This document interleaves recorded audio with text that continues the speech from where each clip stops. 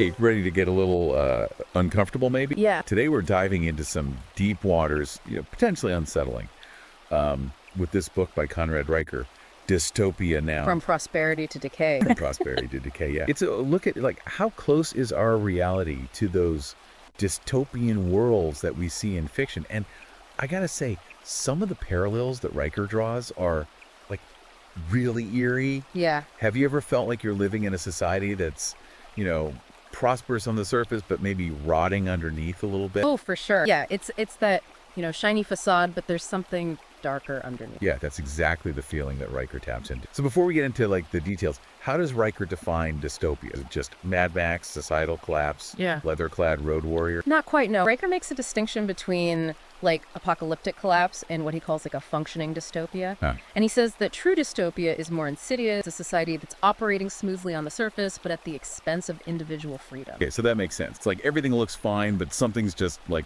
fundamentally off. Exactly. And that's where those classic dystopian novels come in, right? You think about Orwell's 1984, Big Brother's watching your every move, or Atwood's The Handmaid's Tale. Women are completely subjugated, but they're functioning societies, just at a terrifying cost. Yeah, those are some intense examples for sure. So Riker's saying we might be inching closer to that kind of world. That's his argument. He calls it the paradox of prosperity. Oh, okay. We have more material wealth, more technological advancements than ever before, right? But people are stressed, they're anxious, they're just unhappy. It's like we're drowning in abundance, but starving for something more. Okay, hold on. Let's unpack that a bit. How does Riker explain that disconnect? I mean, we've got all this amazing tech. We can connect with anyone in the world, get stuff delivered to our doorstep in an hour. Why aren't we happy? Yeah, that's the million-dollar question, right? But Riker's point is that all this prosperity, all this convenience, it comes at a price. He dives deep into how technology, while amazing in many ways, can also open the door to control, surveillance, data collection, manipulation. Okay, so it's not just about, say, having an Alexa listening to our conversations. He's saying there's, like, a deeper level of control happening. Right, he uses this really interesting example of social media algorithms. Like, we're in these echo chambers, only seeing information that confirms our existing beliefs. It can make us feel more isolated, more divided, and more susceptible to manipulation. Think about how easily misinformation spreads online. It's scary. It's like we're losing control over what we see, what we believe. Is that what he means by the erosion of individual agency? It's definitely part of it. Riker argues that when we feel like we can't control our own information intake, our own decisions, it can lead to a sense of learned helplessness, like, we're just along for the ride, powerless to change anything. Whoa, that hits close to home. I know I felt that way, like scrolling through my feed and feeling overwhelmed. Like I'm being swept along by this current of information I can't control. Exactly. Yeah. And Riker connects this back to dystopian fiction. He argues that these stories often reflect our deepest anxieties about losing control, becoming cogs in a machine. So it's not just that technology is capable of control, it's that we're almost willingly giving up our agency, by being so reliant on it. That's a key part of his argument. He says that dependence on technology can lead to, like, a decline in critical thinking, this willingness to let algorithms make decisions for us. Okay, that's pretty unsettling. But he doesn't just talk about technology, right? He digs into the breakdown of the family as well. Right. He dedicates a whole chapter to what he calls the dystopian family. He argues that strong family units are often missing or intentionally broken in dystopian society. And he sees parallels to that in the real world. Definitely. Riker points to the rise of single-parent households and the way technology can isolate us from each other, even within our own families. So it's not just about, like, families literally being torn apart, but about a more subtle erosion of those bonds. Exactly. He talks about how we're so busy connecting with people online that we sometimes neglect those closest to us. It's like we're trading real, meaningful connection for these fleeting digital interactions. Yeah, that's a really interesting point. And kind of sad, too, honestly. It is. And Riker argues that this breakdown of the family unit has serious implications for society as a whole. It can lead to more instability, less personal accountability, and a weaker sense of shared value. That's pretty heavy stuff. And there's more, right? He also talks about the dystopian body and mind. Yeah, that's one of the most disturbing chapters. He explores how dystopian societies often control and transform people's bodies and minds. whether it's through technology, propaganda, or social pressure. So it's not just about like physical control, like in The Handmaid's Tale, but about controlling how people think and feel. Exactly. He talks about the pressure to conform to certain beauty standards, the way media can manipulate our perceptions, and the addictive nature of technology that keeps us hooked and distracted. Okay, that's giving me some serious food for thought. It's like, are we really in control of our own bodies and minds, or are we being subtly influenced and manipulated in ways we don't even realize? That's the question Riker wants us to ask. Okay, and then there's the whole issue of the new class struggle. Can you explain what he means by that? It's not just about the wealth gap, right? Right. Riker goes beyond just the economic divide. He argues that there's a growing psychological component to this struggle, a sense of resentment and alienation among the working class who feel increasingly disenfranchised. So it's not just about having less money, it's about feeling powerless and ignored. That's a big part of it. And Riker suggests that this psychological divide can be even more damaging in the long run, leading to social unrest and a breakdown of trust. Okay, so we've got technology as a tool of control, the breakdown of the family, the manipulation of bodies and mind, and this new class struggle brewing. It's a lot to take in. But I'm guessing Riker doesn't just leave us with this bleak picture, Craig. You're right, he doesn't. Riker argues that dystopian literature, while unsettling, can also offer a strange kind of hope. Hold on, how can stories about oppressive societies and loss of freedom be hopeful? I'm intrigued, but a little confused. Well, think about it this way. Many of these dystopian narratives, they highlight the resilience of the human spirit. They show us characters who resist control, They fight for freedom. They strive for a better future, even when things seem impossible. Okay, I see what you mean. It's like even in those dark worlds, there are sparks of defiance, people who just refuse to give in. Exactly. And Riker's point is that recognizing those themes of resistance in fiction can inspire us to challenge the dystopian trends we see in our own lives. So it's not just about escapism, it's about seeing how people fight back, even in fictional settings, and maybe finding some courage to do the same in our own world. That's a great way to put it. It's about finding those little acts of defiance, those moments where individuals say, no, I won't conform. That can keep hope alive. Okay, that's actually pretty inspiring.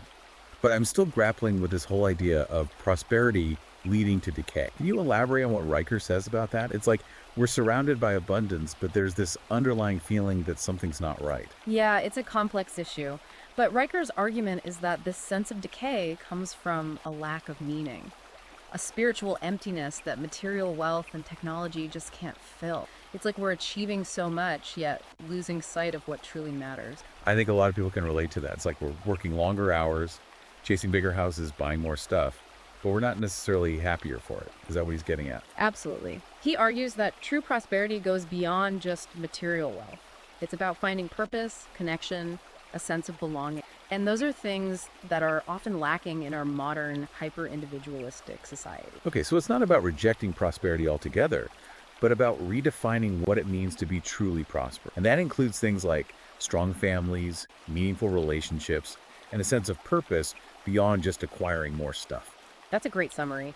Riker's book isn't about doom and gloom. It's about recognizing the potential pitfalls of our current trajectory and making conscious choices to create a better future. He wants us to wake up and say, hey, this isn't working, we can do better. That makes a lot of sense. But what does that look like in practice? What kind of choices are we talking about? Well, Riker suggests that we need to be more critical of the systems we live in, to question the narratives we're being fed, and to actively participate in shaping the world we want to live in. Okay, so it's about being more aware, more engaged, and maybe even a little rebellious. You could say that. He encourages us to challenge the status quo, to speak up for what we believe in, and to support causes that align with our values. I like that.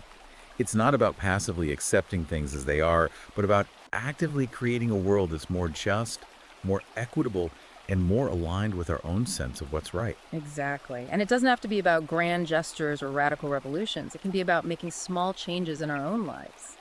Choosing to disconnect from technology sometimes. Spending more time in nature, having meaningful conversations with loved ones, supporting local businesses, and just being more mindful of our impact on the world. Those are all things we can do right now without waiting for some big societal shift. And maybe those individual choices, multiplied across millions of people, can actually start to make a difference. That's the hope, isn't it? That by becoming more aware of the dystopian trends we see around us, we can make conscious choices to create a brighter future. A future that prioritizes human connection, meaning, and genuine well-being over mindless consumption and technological dependence. I like the sound of that. It's not about going back to some idealized past, but about taking the best of what we have and using it to create a future that's truly worth living in. That's a great way to put it. Riker's book isn't about predicting the future, it's about empowering us to create it. Now, one of the things that struck me about Riker's analysis is how he connects these dystopian themes to real-world events. He talks about the COVID-19 pandemic, for instance, and how it amplified that feeling of living in a dystopia. Yeah, it was a really interesting point. He talks about the lockdowns, the restrictions, the constant surveillance, and how it felt like a real-life dystopian novel unfolding before our eyes. Totally. It was like suddenly those fictional worlds we'd read about felt way too close to reality. And Riker argues that the pandemic wasn't just a one-off event, right? He sees it as a kind of preview of what could come, a world where our freedoms are increasingly restricted in the name of safety and security. Right. He doesn't shy away from the uncomfortable questions, like, are we willing to sacrifice our liberty for the promise of safety? It's a question that's at the heart of many dystopian narratives, and it's one that we need to grapple with in our own lives. It's a tough one. And he also ties the pandemic back to the idea of technology as a tool of control, right? Like how all that tracking and monitoring became normalized in the name of public health. Absolutely. He argues that the pandemic accelerated the trend of technological surveillance and that we need to be very careful about how much power we give to these technologies. It's like we traded some of our privacy for a sense of security, and now it's hard to get that privacy back. That's a key concern of Riker's. He argues that technology can be used for both good and bad, but that we need to be vigilant about how it's being used and who's controlling it. He's not anti-technology, but he's very aware of its potential to erode our freedoms and manipulate us. Okay, so we've got the pandemic as a potential catalyst for dystopian trends and technology playing a big role in that. But what about this whole idea of the erosion of truth? Riker talks a lot about that too, right? He does. He argues that in a dystopian society, truth is often the first casualty. Propaganda, misinformation, and the suppression of dissenting voices become the norm. It's like that saying, in a time of universal deceit, telling the truth is a revolutionary act. And Riker's saying we're seeing that play out in our own world. Exactly. He points to the rise of fake news, the polarization of the media, and the increasing difficulty of distinguishing between fact and fiction. It's like we're living in a world where everyone has their own version of the truth, and it's almost impossible to have a productive conversation. Yeah, that feels pretty familiar these days. It's like, how do you even have a debate when you can't agree on basic facts? And Riker sees this erosion of truth as a major threat to democracy. Absolutely. He argues that if we can't agree on a shared set of facts, then we can't hold our leaders accountable, we can't make informed decisions about the future, and we're vulnerable to manipulation and propaganda. That's scary stuff. So it's not just about technology and pandemics, it's about the very foundation of our society, the ability to trust information and have meaningful dialogue. Right. Riker argues that we need to be very careful about the sources of information we trust, to be critical thinkers, and to be willing to engage in respectful debate even when we disagree with others. He sees the erosion of truth as one of the most insidious threats to freedom and democracy. Okay, this is all pretty intense. But I'm curious, how does Riker suggest we push back against this trend? Like, what can we do as individuals to resist the erosion of truth?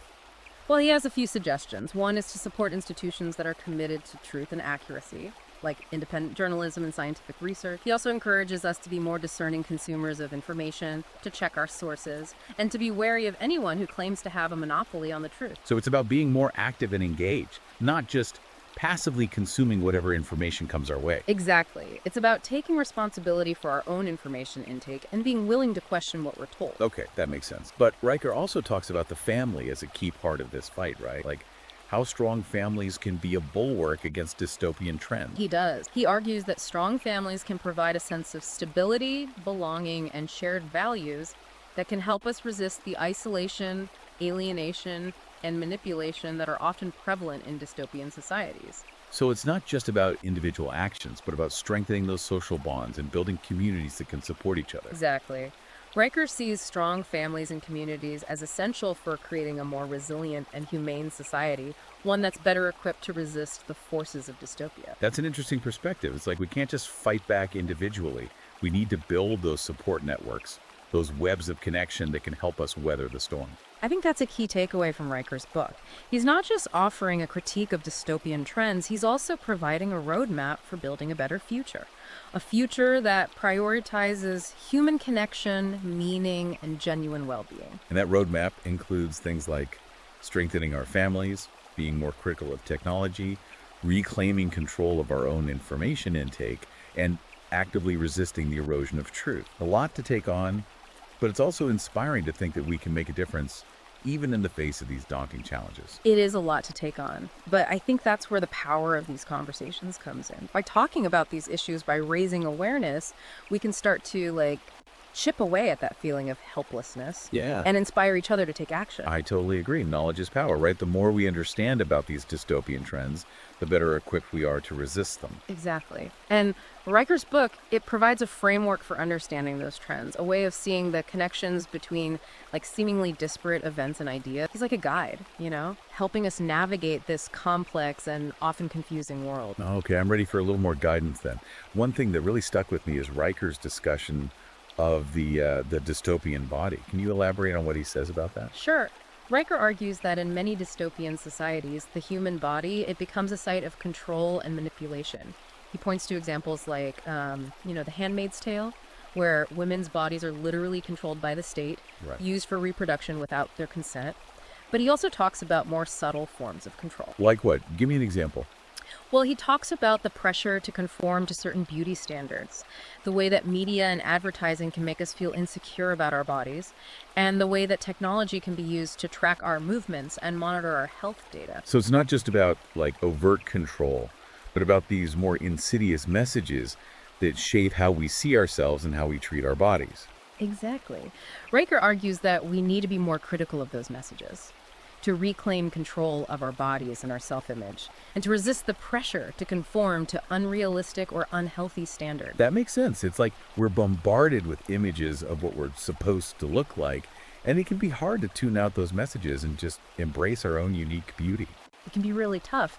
And Riker's point is that this pressure to conform, this obsession with the body, it can distract us from more important things like our relationships, our communities, our sense of purpose. It's like we're so busy trying to perfect our bodies that we forget to nurture our soul. That's a great way to put it. And Riker argues that this focus on the external, on appearances, it can be a form of self-oppression, a way of keeping ourselves small and distracted from the things that truly matter. Okay, so it's not just about vanity. It's about recognizing how this obsession with the body can be used to control us, to keep us from fulfilling our potential. Right. And Riker encourages us to resist that control, to embrace our imperfections, and to focus on cultivating inner strength and resilience rather than chasing external validation. That's a really powerful message. It's about shifting our focus from how we look to who we are and what we contribute to the world. Exactly. And Riker argues that this shift in focus is essential for creating a more just and equitable society, one that values people for their character and their contributions rather than their appearance or their social status. I love that. It's about moving beyond those superficial judgments and recognizing the inherent worth and dignity of every human being. Absolutely. And Riker's book is full of these kinds of insights, these little nuggets of wisdom that can help us reframe our thinking and challenge the dystopian trends we see around us. Well, on that note, I think it's time to wrap things up. This has been a truly fascinating and thought-provoking deep dive into the world of dystopia. Yeah. But more importantly, it's been a conversation about how we can use these dystopian narratives to understand our own world and to create a better future. I agree.